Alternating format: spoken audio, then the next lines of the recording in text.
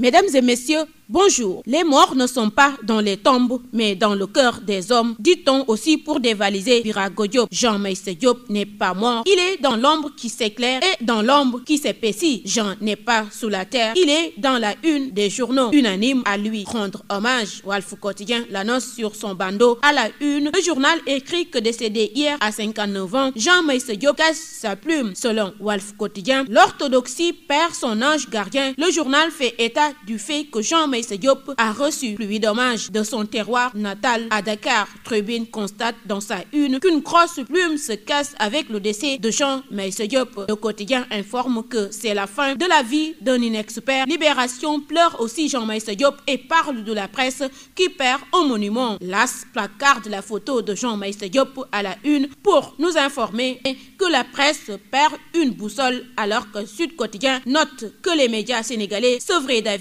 d'inexperts avec le décès du journaliste et formateur Jean Meïssa Diop. Selon Le Soleil, Jean Meïssa Diop est un journaliste au parcours exemplaire. Walf Quotidien annonce son inhumation demain mardi à Ndiaganiao. Repose en paix Jean Meïssa Diop. Covid-19, ça craint. Le Sénégal, qui est deuxième pays de l'Afrique de l'Ouest en termes de taux de mortalité liés au Covid-19, continue de battre des records. Vox Populi informe que la semaine a été meurtrière avec 60 morts. Déjà, le week-end a été marqué par 14 morts, 51 cas graves et 523 nouvelles infections. Déjà 575 morts depuis mars 2020. L'Observation brandit les chiffres de l'inefficacité du couvre-feu puisque le journal écrit que les indicateurs toujours à la hausse à Dakar et Thiès et dans les autres régions. Mamadou Ndiaye, le directeur de la prévention, prend la parole dans le même journal. L'extension du couvre-feu à d'autres régions dans le champ du possible. Le quotidien anticipe déjà l'arrivée des vaccins.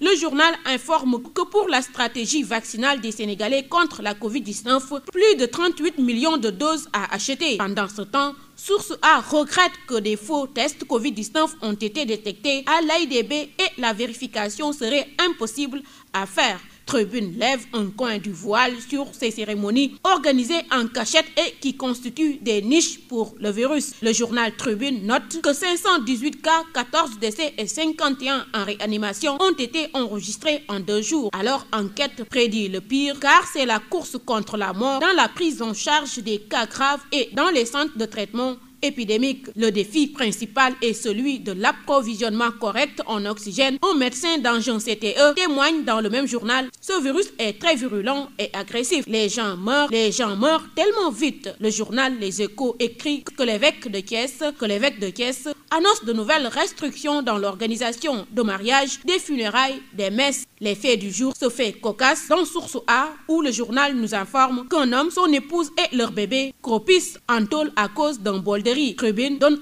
la parole à Aluntune qui dit Boubacar Seye ne doit pas perdre une minute en prison. L'Observateur revient Diary Sow qui a été retrouvé et qui refuse pour le moment de prendre les cours. Le journal écrit que Diary Sow ne souhaite pas non plus quitter son lieu de retraite pour rejoindre la résidence pour la réussite L'Oursine. Vox Populi se rend à Thiès pour parler des larmes et des espoirs de pères et de mères rêvés d'un toit après la démolition de maisons à Mourkat par la DSCOS. L'Observateur raconte le film de la fille qui avait poignardé à mort sa nièce de 4 ans à Touba qui a été arrêtée. Le journal Les Échos informe que l'assassinat d'Ibrahima Amar au Brésil, le défunt s'est marié il y a 14 mois et n'avait pas consommé son mariage. Dans Vox Populi, les Almadies en guerre contre la débauche. Certains habitants constitués en collectif ne tolèrent plus la débauche qui s'étale en plein jour. Alors que Libération informe de la saisie record de 675 kg de cocaïne à Ngaparou. Un membre du carcel tombe à Dakar. Le journal désigne du doigt l'entrepreneur belge très actif dans le secteur du BTP qui a été déféré devant le procureur de Mbour. Maître Augustin Senghor confiant. C'est un président de la Fédération sénégalaise de football, Maître Augustin Senghor, qui affiche toute sa confidence par rapport à sa candidature à la présidence de la CAF. Stade informe qu'avec ses 11 engagements, Maître Senghor déroule pour le triomphe. Le journal estime que Maître Augustin Senghor compte réformer le cadre juridique et décisionnel de la CAF. Le candidat sénégalais fait une confidence dans Stade sur ce que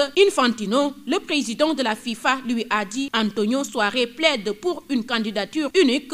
l'Ouest africaine et explique « C'est aux chefs d'État des pays de décider ». Record donne la parole également à Maître Augustin Senghor qui confie « Je suis le favori de cette élection. Je travaille jour et nuit pour qu'au soir du 12 mars, l'urne le confirme », dit Maître Augustin Senghor. Dans Record très confiant, Maître Augustin Senghor explique qu'il est celui avec qui la FIFA peut mener à bien ses projets en Afrique. C'est tout dans vos journaux et bonne lecture.